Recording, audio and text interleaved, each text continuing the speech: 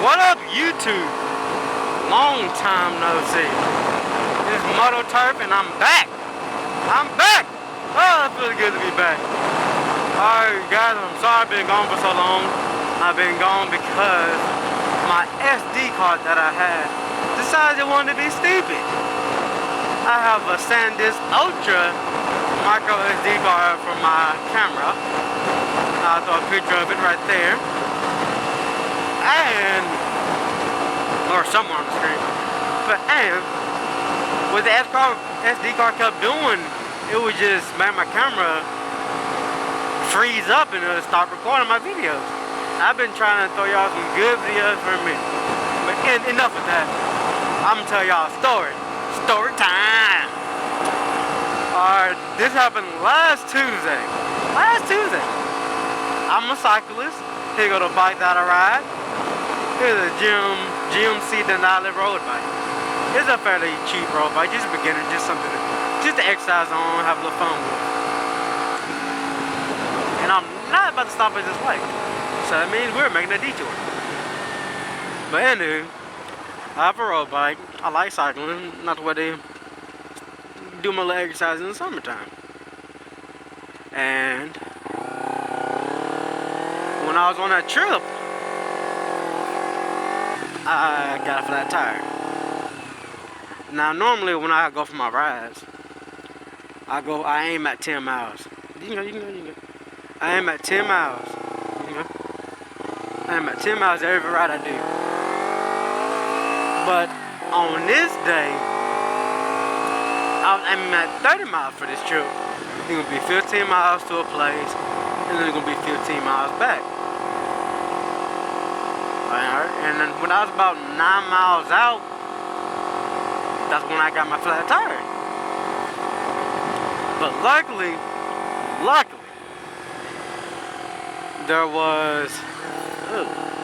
there's a gas station nearby that I was able to walk my bike to. Oh, about to run the stop sign, guys. There's a gas station right by that I was able to walk my bike to. And when I got to the gas station, I looked around, saw an air pump. I'm like, it doesn't hurt to try. Luckily, I have 4 quarters in my bag that I carry with me, but not my ID. I was just too big of a rush. I didn't feel like getting my ID. But luckily, I still have 4 quarters inside my bag. Well, I went to the air machine, put my quarters in, proceeded to try to fill up my tire. But as you can figure, the hole was too big. Didn't work out at all. So I decided to walk to the back of the gas station, and I was gonna put my bike, I was gonna chain it up to a fence in the back or something to chain it up to. And so that's what I did. Gotta keep a chain on my bike 24/7 just because times like this. If I never need to chain my bike if I go anywhere. And so I chained it up. But luckily in the back there were 2 cop cars back there. And so I'm like, hell yeah, that's a good opportunity to find out if any of the cops are inside. Well, now hopefully they're off duty so they can give me a ride back to my house. So, walk inside, see both of the officers up in the gas station talking at the little table and eating some food. So I get over there and I go to the office and I say, would it be a problem if one of y'all give me a ride back to the house? I have a flat tire on my bike and I live probably about 15 minutes out. And they thought about it. One of them said no. No, we're not giving you a ride. We're clearly busy right now. But that other officer, he just had to think about it for a little bit. And he actually decided to give me a ride back to my house. But first, he had to call dispatch and let the dispatch know that he was going to give him a ride back to the house. And then she told him to just try to get my social number since I didn't have my ID with me. Get my social number, which I know off the top of my head. Gave that to him. Ran my record. Everything came back clean, of course. You know I'm a good person. Yeah. Everything came back clean. So we proceeded to walk outside. When we got outside, They looked at my bike, both of the officers looked at my bike, and one of them was like, wow, this kind of bike I just bought stuff is green and black. And because he said he just now wanted to start getting to cycling. So I told him just about the basics and everything. And the farthest road trip I've been on, which has been 30 miles, which I was trying to do again. But I just told him just the basics of just the size of my tires and how long I usually take every trip and stuff like that. But after that, me and the other officer, we got inside the car. And then he proceeded to take me home.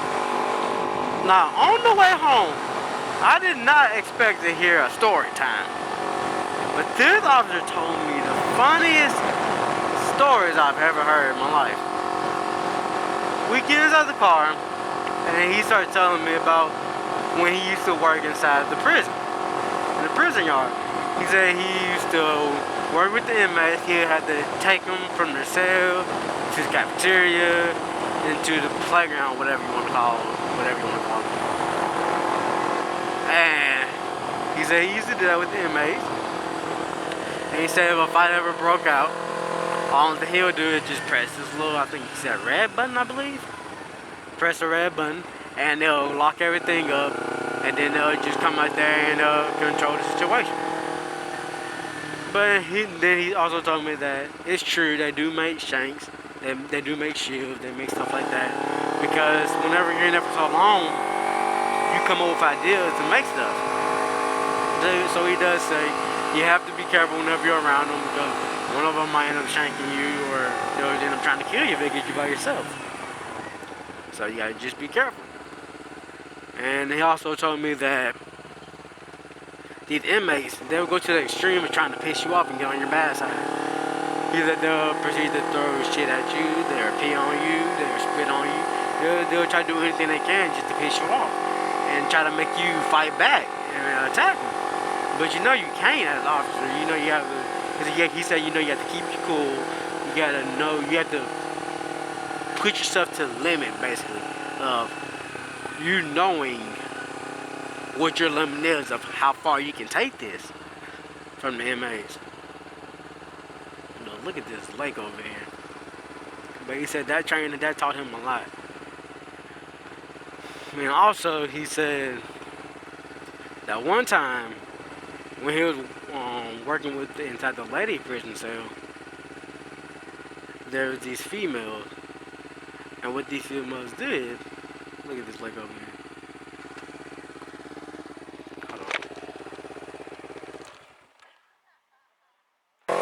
So back to what he said when he was working with the ladies inside the prison yard. One time there was this lady, she made a dildo. Yes, guys, a dildo. I didn't know that people would be so interested in making them, but yes, this lady inside the prison yard, she was willing to make a dildo for her pleasure. And I asked him, like, how in the hell does this lady make a dildo inside the prison yard? And he broke it down to me, and he told me. He said, what she'll do, she'll get like the plunger, the back end of a plunger, the wooden part, and she would break it off, something like that. She'll break it off, and then she'll proceed to find a mop. She'll get the mop, she'll get the strings of the mop and tie it around the plunger. And then said she'll find something rubber, plastic, or something like that in that regard. And then she will she'll wrap it around the strings of the rope that's on the plunger and tie it on together, and boom, there you go. You got yourself a makeshift dildo. And that's what she did for her fun. I'm like, wow, I did not know these inmates actually try to make stuff in that prison. They take it so serious because they have nothing else to do. And then he said, all right, after working in the jail for so long, he finally decided he wanted to go on the street. And I asked him, I'm like, what's the weirdest or strangest call you've been on while being a police officer? He thought about it for a little bit. Then he said, you know what? This just happened recently, not so long ago. He was on a domestic violence call. And he said there were two lesbians. boy, I was cracking up just hearing domestic violence and lesbians. That already sounds funny right there. And then, anyway, he told me that when he got to the house, both of these lesbians were butt naked. Butt naked, and one of them had a strap-on dildo. One of them had a strap-on dildo. I'm like, what? That's crazy. And he said, oh, we're looking at some bad weather over here, guys. Might need to turn back around. Yep, we turn back around. But anyway, and he said they're fighting over because apparently one of the girls got the come or finish before the other girl, and the other girl didn't. Like, really, this is the stupidest argument to ever get in the fight over. But then he said, he proceeds to tell me that you know how you have to watch these the parts, I guess, the people, whatever. You have to watch the people get dressed, since you know, for you to know that hey, they're not trying to run away, they're not trying to get a whoop or anything like that.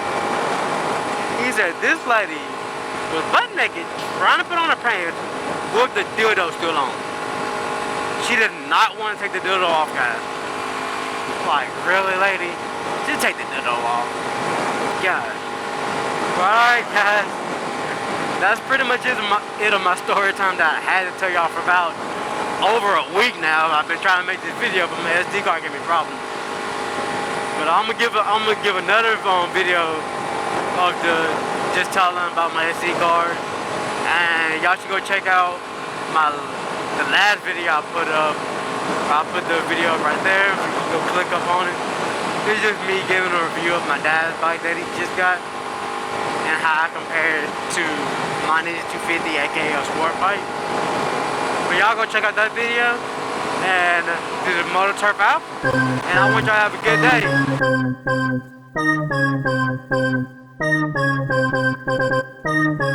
day.